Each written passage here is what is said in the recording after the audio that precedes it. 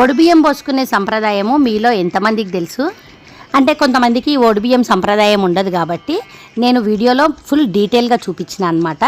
ఇక్కడ ఒడిబియ్యము తల్లిగారు పోస్తారు 5 ఇయర్స్కి ఒకసారి కానీ, లేదంటే 5 ఇయర్స్ ఎప్పుడైనా మిస్ అయిందనుకోండి 7 ఇయర్స్కి లేదంటే 9 ఇయర్స్కి పోస్తారు. ఇక్కడ ఎంత పెద్ద ఏజ్ వాళ్ళైనా సరే, అంటే ఇప్పుడు మా అమ్మ 70 ఇయర్స్ ఎబో ఉంటుంది, ఆమెకు కూడా వాళ్ళ అమ్మ వాళ్ళు పోస్తారు. అయితే ఇప్పుడు అమ్మ లేదనుకోండి, వాళ్ళ అన్నయ్య వాళ్ళు లేదంటే వాళ్ళ పిల్లలు లేదంటే తల్లిగారి సైడ్ ఎవరైనా పోయొచ్చు.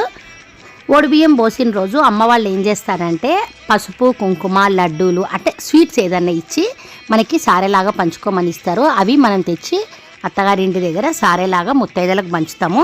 ఇంకా ఒడిబియ్యం పోసే రోజు మా దగ్గర అయితే అమ్మ వాళ్ళు ఏం చేస్తారంటే మెట్టెలు కొట్టిస్తారు. ఆల్రెడీ మనకు మెట్టెలు ఉంటాయి కదా, అందులోకి ఇంకా కొంచెం వెండి, ఎంతో అంత వెండి కలిపి మళ్ళీ చేయమంటారు. అట్లా నాకు కూడా మా అమ్మ మెట్టెలు చేపించి ఆ రోజు ఒడిబియ్యం పోసింది.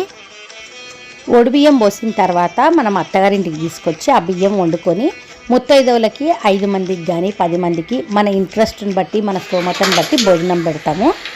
అంటే ఒడిబియ్యం పోయడానికి ఏమేమి ఐటమ్స్ కావాలి, ఇంకా ఒడిబియ్యం పోసుకున్న తర్వాత అవి ఎట్లా వండుకోవాలి మొత్తం కూడా డీటెయిల్గా ఈ ఫుల్ వీడియో చూడాలని ఇంట్రెస్ట్ ఉన్న వాళ్ళు మన ఛానల్ నేమ్ కింద ఫుల్ వీడియో ఉంది, ఆ వీడియోని ఒకసారి క్లిక్ చేసి ఆ ఫుల్ వీడియో చూడండి.